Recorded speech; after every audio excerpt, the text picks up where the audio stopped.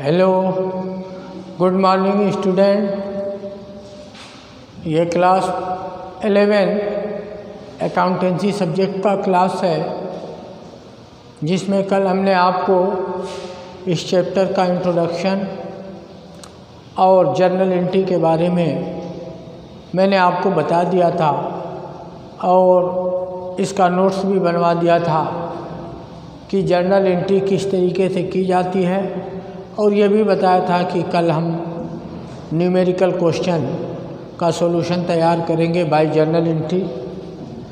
तो आज का जो क्वेश्चन है कुछ इस तरीके से है कि एक कंपनी ने लिखा है कि ऑन 1 जुलाई 2015 XYZ limited purchase a plant of ₹90,000 and expend its installation expenses ₹10,000.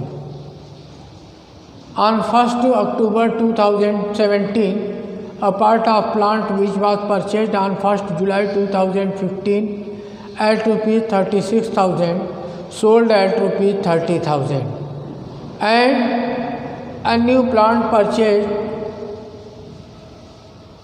on same day ₹50,000. Company closed his account on 31st March each year and charged depreciation 10% per annum by fixed price method. Make journal entry for 3 years. तो इससे पहले हम कुछ working note तैयार कर लें। Total cast of plant, जिस plant को हमने 90,000 में परचेज़ किया था उस पे इंस्टॉलेशन एक्सपेंसेस 10,000 हुआ, तो total cast of plant ₹1 lakh. इसके बाद स्टॉक ऑफ प्लांट, अब चलिए यहाँ तक रहने दीजिए। आइए कुछ जर्नल एंट्री इस तरीके से करते हैं कि in the journal of XYZ limited company है, तो कंपनी की बुक में जो जर्नल एंट्री की जाएगी in the journal of XYZ limited 1 जुलाई 2015 को प्लांट अकाउंट या to bank account ₹1 lakh working note number 1 के रेफरेंस से आपको पता चल गया। यहाँ पे अगर चाहें तो वर्किंग नोट नंबर 1, ये नंबर 1 का मैं रेफरेंस आपको दे देता हूँ। इसके बाद डेप्रिसिएशन अकाउंट या टू प्लांट अकाउंट 1 लाख का 10% होता है 10,000, बट 9 मंथ 7,500, क्योंकि 1 जुलाई को परचेज़ किया गया और अगले वर्ष में 31 मार्च तक, from 1 July to 31 March total period was 9 month, तो सो दैट 9 मंथ का डेप्रिसिएशन आपका 7,500 होता है। और इस डेप्रिसिएशन का amount profit and loss account में ट्रांसफ़र करके जो जर्नल एंट्री पास की जाती है, प्रॉफिट एंड लॉस अकाउंट या to depreciation account 7,500। Next year में एक्स्ट्रा कोई एक्टिविटीज़ नहीं है, neither during the year any plant purchase और सोल्ड एज होल ईयर।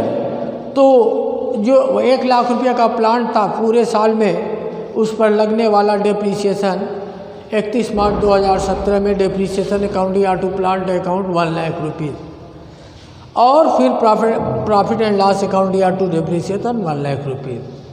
अब आइए, कहा गया कि 31 मार्च 2017 में नहीं, on 1 October 2017 a part of plant which was purchase at ₹36,000 as on 1 July 2016। तो जिस प्लांट को 1 जुलाई को मैंने या कंपनी ने 36,000 में परचेज़ किया था, उस रेशियो में उस पर लगने वाला इंस्टॉलेशन एक्सपेंसेस 4,000 था।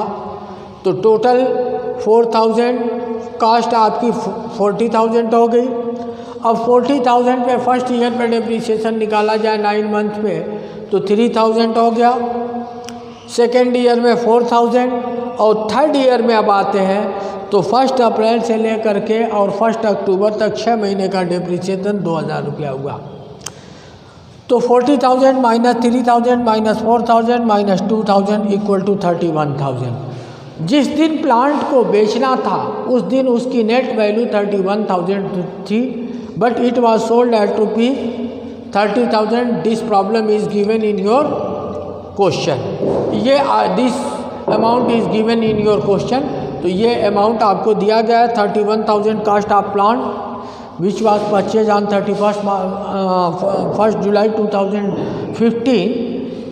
At the time of selling, the cost of that plant was rupees 31,000, but it was sold at rupees 30,000, so that loss on sale of plant was rupees 1,000. It will be debited in books of account.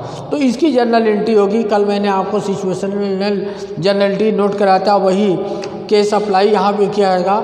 Depreciation account D R, bank account D R, loss on sale of plant account D R, to plant account.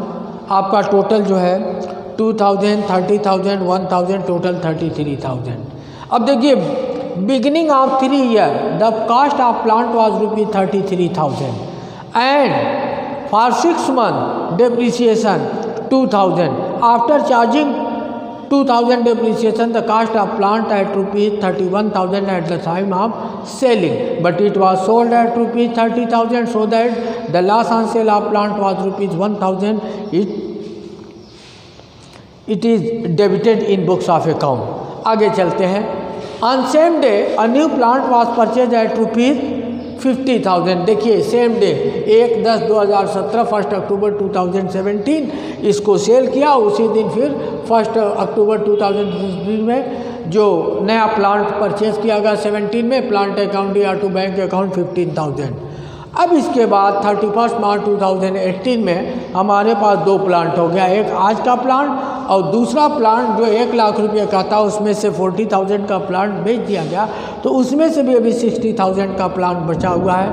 तो उसमें लगने वाला depreciation, total depreciation account या to plant account, first plant पे जो 60,000 का बचा हुआ था 6,000, और सेकेंड प्लांट पे हाफ ईयर डेप्रिसिएशन। क्योंकि 1 अक्टूबर से 31 मार्च तक केवल 6 महीने होता है, और 6 महीने का depreciation at the rate of 10% per annum. 10% of 50,000 equal to 5,000, 5,000 का जस्ट हाफ ऑफ रुपीज़ 2,500। तो total depreciation during the period 8,500। Okay, next, अब हम टोटल जो है कि नहीं लॉस या डेप्रिसिएशन, इसको हम 31 मार्च 2018 में 31 मार्च 2018 डेट दी हुई है, उसी डेट में ये है प्रॉफिट एंड लॉस अकाउंट या to loss on sale of plant. देखिए, ये amount loss on sale of plant 1,000, to depreciation ये अमाउंट 2,000, और ये 8,000, ये सेपरेटली 6,000 प्लस 2,500, टोटल 10,500, और तब profit and loss account debited bye 11,500। ये आपका पूरा जो है क्वेश्चन का सॉल्यूशन तैयार हो गया। आपने देखा तो मैं उम्मीद करता हूँ कि सारे बच्चों को ये क्वेश्चन अच्छी तरीके से समझ में आ गया होगा। आज की क्लास इसी के साथ फिनिश की जाती है। और दूसरी बात यह है मेरे प्यारे बच्चों कि इसके आगे जो भी एक्सरसाइज होगी इस तरीके की 1, 2, 3, 4 एक्सरसाइज आप लोग कीजिए। कल की क्लास जो हमारी होगी वो हमारी डिमिनिशिंग वैल्यू मेथड पे, जिसको हम बैलेंस मेथड या रिटन डाउन वैल्यू मेथड के नाम से जानते हैं। जर्नल एंट्री में कोई फ़र्क नहीं, अकाउंटिंग ट्रीटमेंट में no different between fixed price method and written down में वैल्यू मेथड।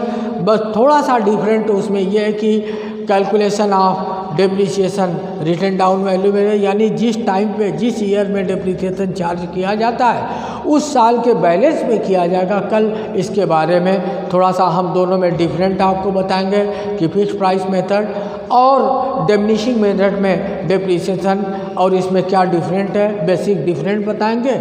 और इसके बाद कल एक न्यूमेरिकल, तो कल का सेकंड टॉपिक हमारा हो जाएगा।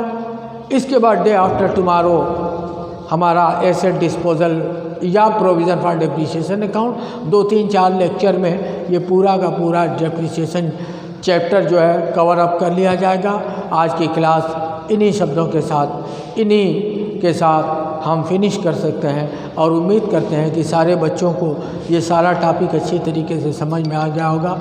ठीक है, okay, thank you, bye bye.